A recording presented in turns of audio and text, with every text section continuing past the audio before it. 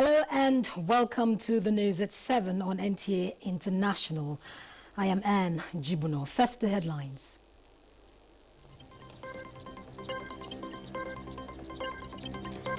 End SARS. Information and Culture Minister Lai Mohammed clears air on sanctions of 3 broadcasting stations for purveying unverified information. United Nations issues alert on need for COVID-19 recovery in developing countries. Nigerian National Petroleum Corporation NNPC to invest in gas as part of efforts to get Nigeria ready for the future in the wake of dwindling fortunes of petroleum liquids.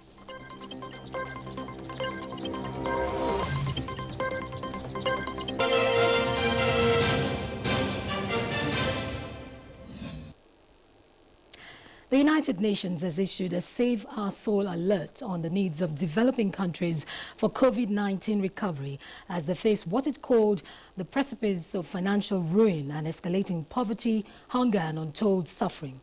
Secretary General of the organization, Antonio Guterres, made the plea ahead of the virtual G20 Leaders Summit under the Saudi Arabia presidency. Adebola Brooksland Sunday reports. The G20 is an international forum for governments and central bank governors, the main forum for deciding the opinion on many international economic cooperation and some other critical issues like terrorism, human trafficking, and global warming. Sir, you have the floor. Speaking to newsmen in New York, Antonio Guterres appealed for a massive rescue package equivalent to at least 10% of the global economy. He said the recent breakthrough on COVID-19 vaccine offer a ray of hope, adding that the ray of hope needs to be accessible and affordable to everyone, everywhere. This is not a do-good exercise. It is the only way to stop the pandemic dead in its tracks.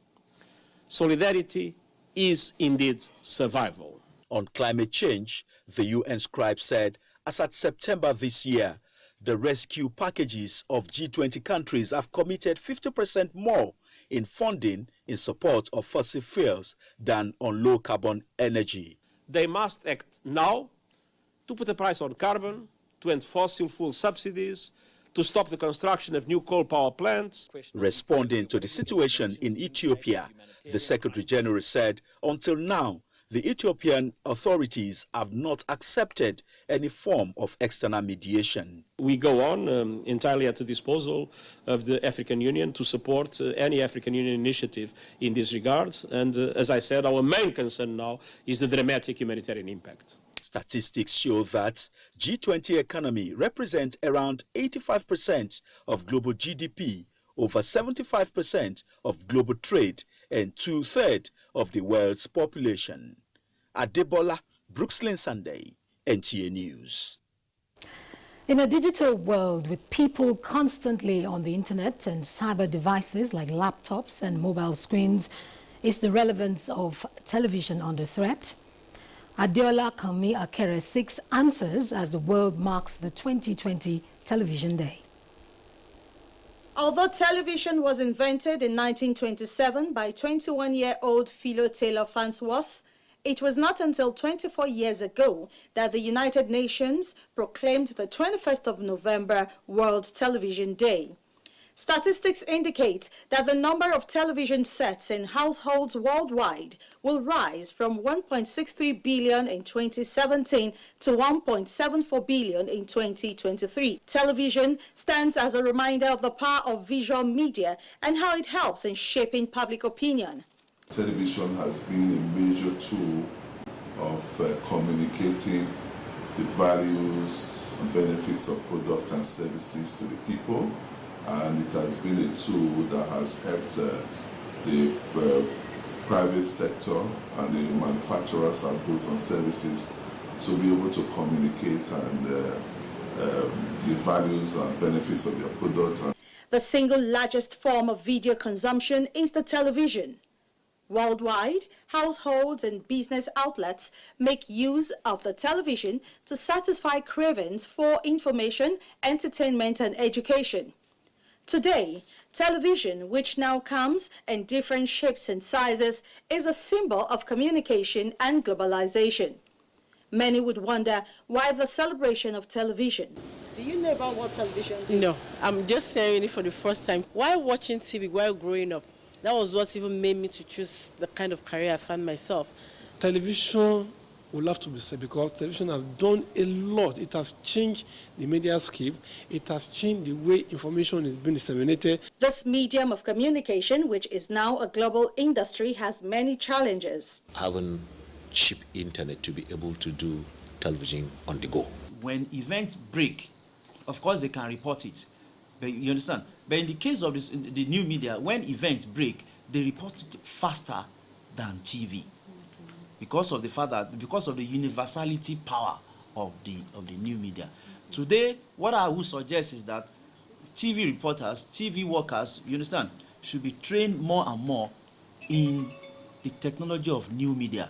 With digitization in process, media practitioners explain the importance and how far the country has gone with the transition to digital broadcasting.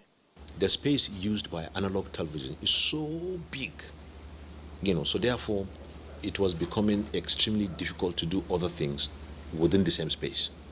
So then came digital television. With digital television, the space you need for your channel can now accommodate 25 new channels. Television has no doubt created opportunity for people to post, stream and consume content as the interaction between emerging and traditional forms of broadcast create awareness on important issues affecting communities and the world at large. World Television Day is not so much as a celebration of a tool, but rather what it represents and recognizing the increasing impact it has in the process of decision-making. In Lagos, Adeola Komiakiri, NTA News. And to shed more light on the World Television Day is a veteran broadcaster and retired director at the National Broadcasting Commission, Saliu. Thanks for joining us today. Thank you for the opportunity. Now, is there any reason why we should celebrate the World Television Day? Most certainly, television as a tool and television as a very important, in fact, a very powerful tool of social engineering has had a chance or has been very effective in bringing so many changes, because television creates what we call shared experience. Whatever is happening anywhere, when television reports it, it reports it and transports the viewer right from where that person is to the location where the event is taking place. If we also, during the NSAS exercise or the NSAS protest, everybody who was watching television was actually like they were at all the locations where the activities were. So that's what television does. It brings you at the, right into the middle of the action. Television is so powerful that it helps you to, understand what is going on. It brings about, it stimulates conversation, so that we know what is going on in terms of social changes, societal changes, what is happening with race relations, what is happening with human relations, what's happening with issues of minorities, what is happening with issues of women, what is happening with issues of education, all the issues of the day. Now let's look at the theme for this year's celebration. TV makes a difference. What do we make of this theme, and what difference are we talking about? Well, TV makes a difference because imagine that in the first instance, in itself, it has become different. Because from the TV that we used to watch as children, and when NTA will start at 3:30 with this tone, and then music, and then national anthem and all that, and you have to watch whatever is shown there. Today, you have video on demand. You can watch whatever you want to watch. Now, that is in itself the difference in its own self. And then to us as people, we now don't have to, for instance, sit down and watch it at the time that it is showing. You can, TV is no longer linear, it's now lateral. You can watch whatever program you want to watch at any time, anywhere, at any time, depending on the kind of platform.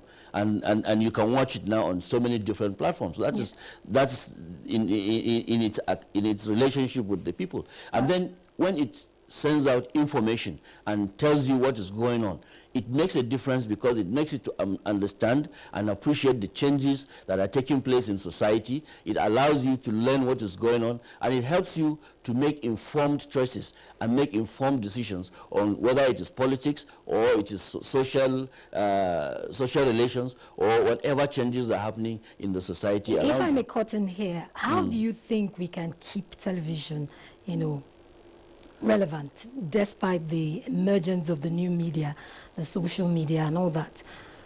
Well, you see, television will remain relevant for a very long time. Maybe the way we use it might change a little bit, but social media has proved itself so far not to be as effective as television in terms of giving you the facts, the way things are, and the presentation of news in a professional and effective manner. Social media, generally speaking, does not present the news to you, in a professional manner.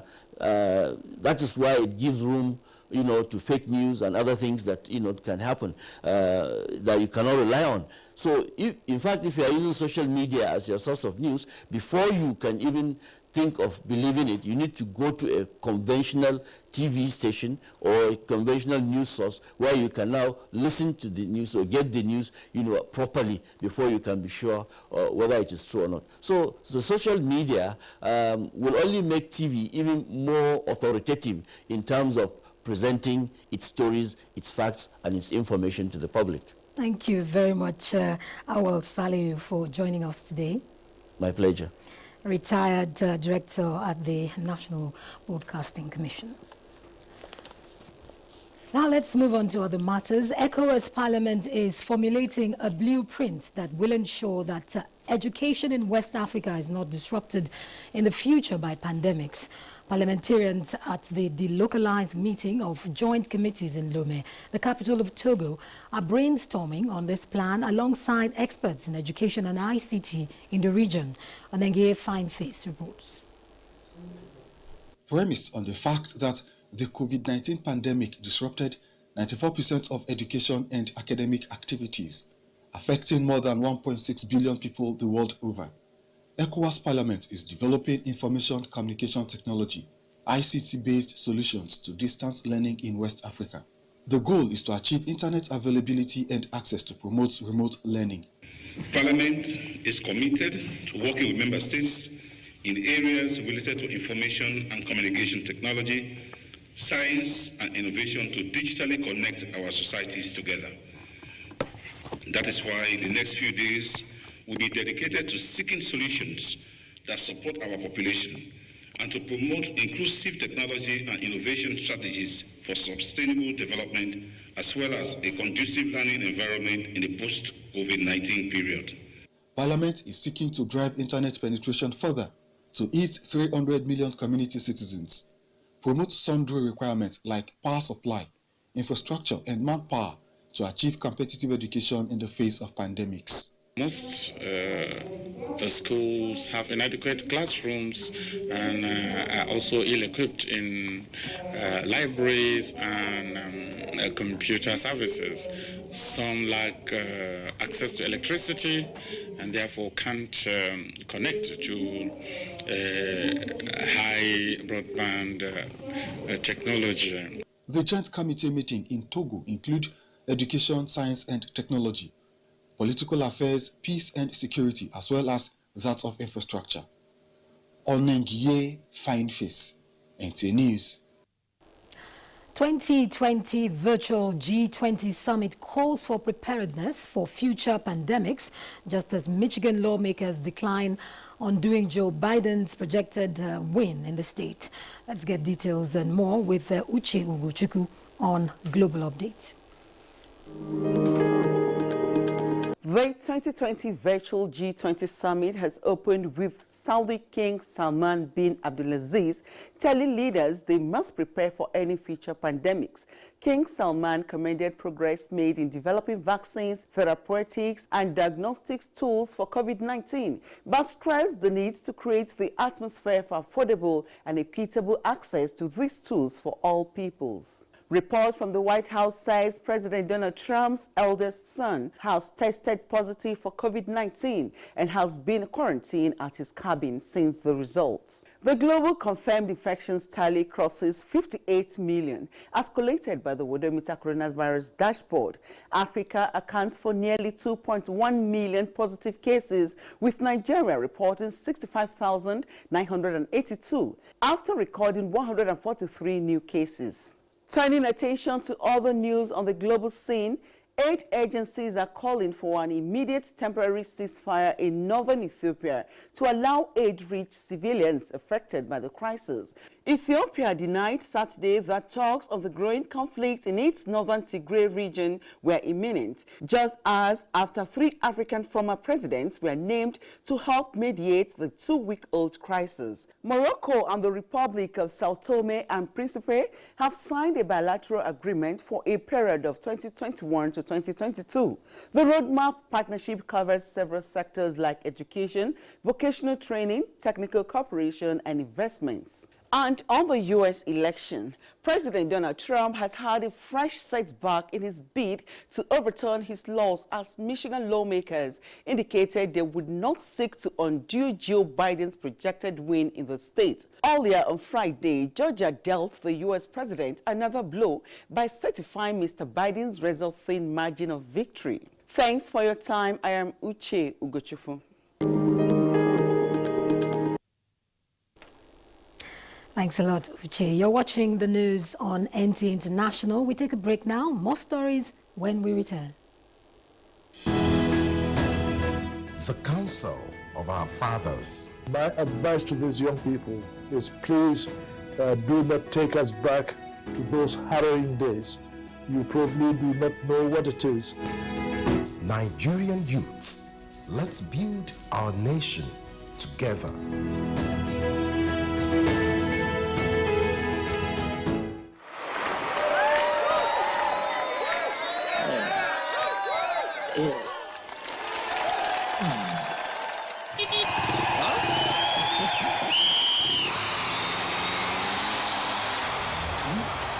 Latest entrant, latest technology. Welcome to Intel 4G LTE Advanced and experience super fast internet access today. Visit intel.com.ng or any of our stores in Lagos, Abuja, and Port Harcourt to get started. Intel. Live more.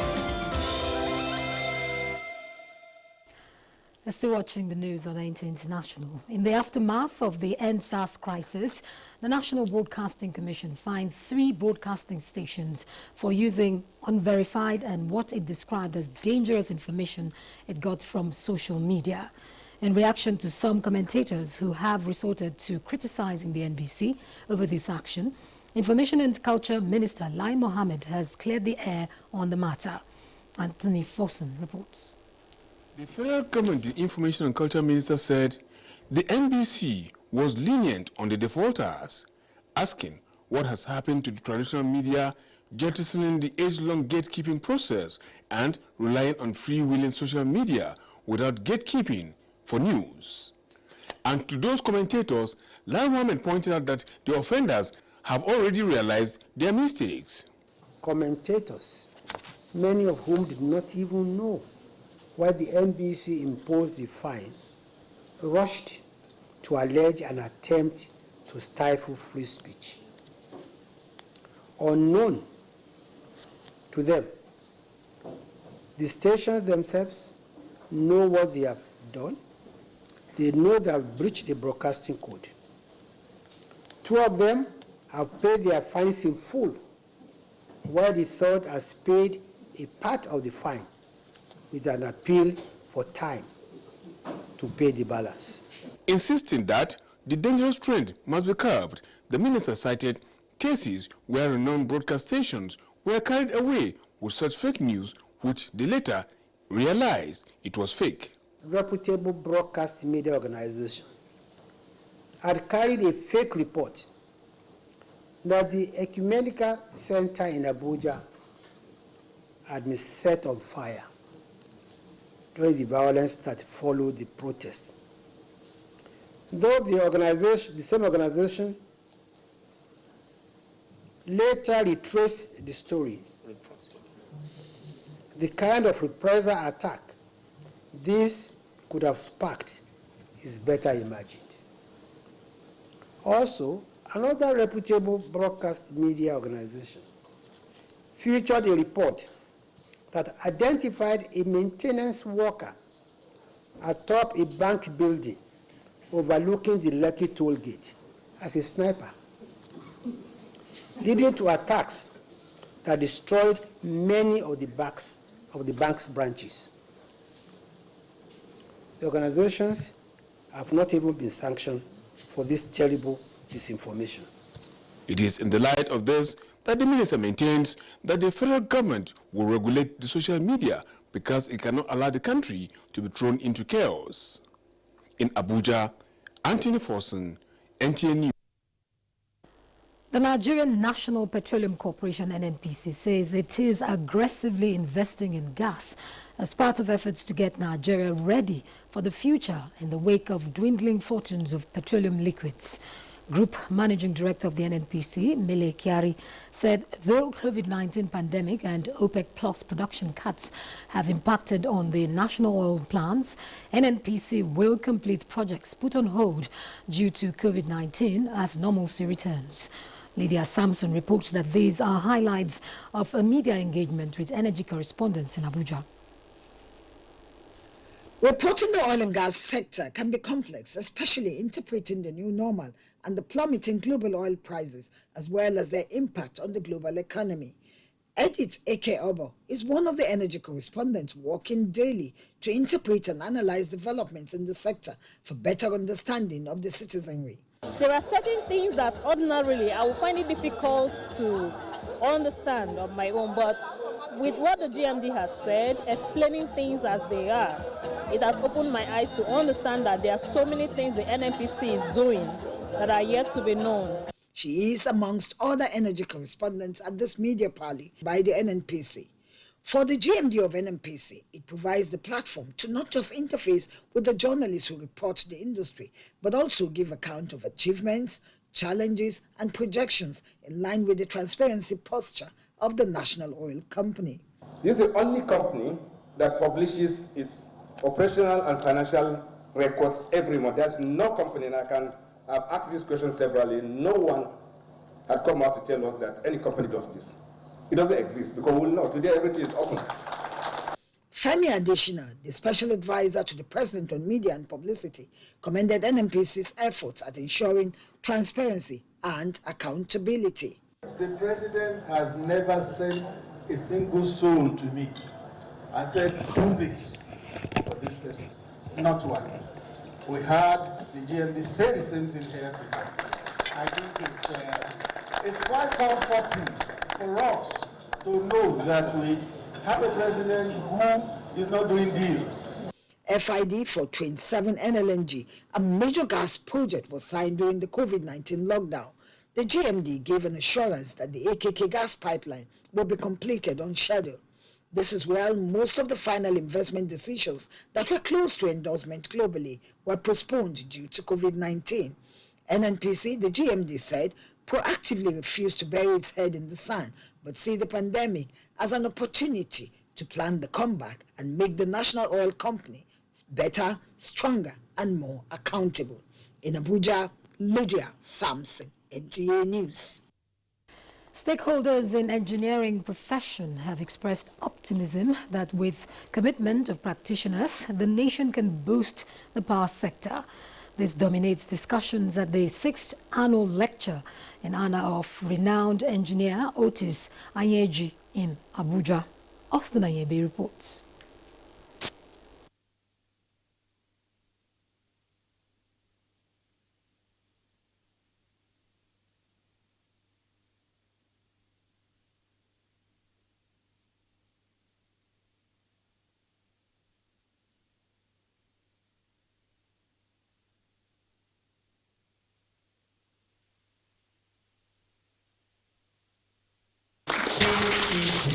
Practice has been affected positively or negatively through government policies, administrative styles, politics, and inaction on the part of the practitioners. In a keynote address titled Lighting Up the Power Sector, Women Engineers as an Imperative to a Successful Power Sector in Nigeria, Engineer Otis Anyechi and Dr. Lamin Saw, Acting Director, UNESCO Regional Office, Abuja, maintained that lighting up the power sector is very important considering its direct linkage with the economic growth of any nation. They expressed worry over the slow pace of progress in electricity supply despite series of pronouncements and declaration on where the power sector ought to be. It is easier to make photovoltaic panels than to make gas turbines, for example, or steam turbines. So quite lots and lots of opportunities. Nigerian female engineers in the power sector space. We want to be part of the project. We want to be able to change the narrative. The lecture was an encouragement for the female gender to embrace engineering practice in the country. In Abuja, Austin Anyechi.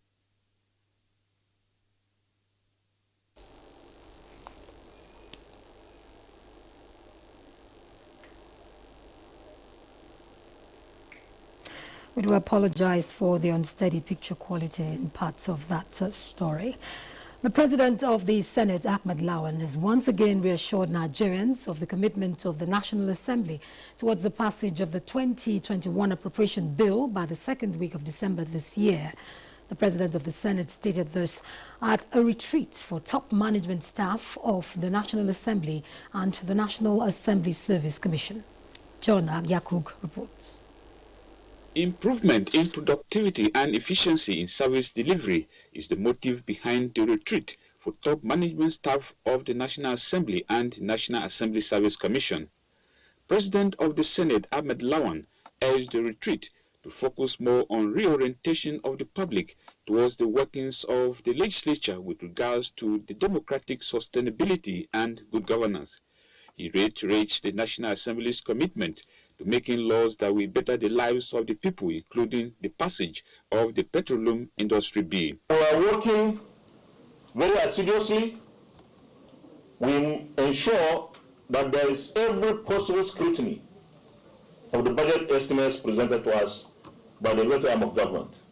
So far, the PIB, which is one of the most essential legislations that we have to have in this country, we intend to pass it by the grace of God before the end of the second quarter of next year. The clerk of the National Assembly, Ojo Olatunde Amos, pointed to capacity development and welfare of staff as priority to his office, which he says account for efficiency and effective service delivery.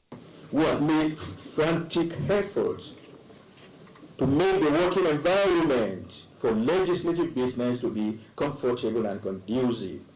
We find the retreat very significant, since it will provide an opportunity to foster greater understanding. For the Commission to achieve its mandate, there is need for knowledge and experience sharing, which the National Institute for Legislative and Democratic Studies is providing in collaboration with some civil society organizations. The Institute has had a long-standing relationship with the Commission, which has taken many forms, including the provisions of capacity support, mainly through training and exchange of experience visits to staff of the commissions, and more importantly, to legislative aides. The National Assembly represents the people, so it means that at all times, the National Assembly must be on the side of the people to ensure that the people value the democracy that we have. A forum is expected to refresh the memories of the participants as well as equip them with skills and knowledge that will reposition the National Assembly and its Commission for Good Governance. John Yaku, NTA News. Up next is a check on Sunday's weather prospect for Nigeria and other cities of the world.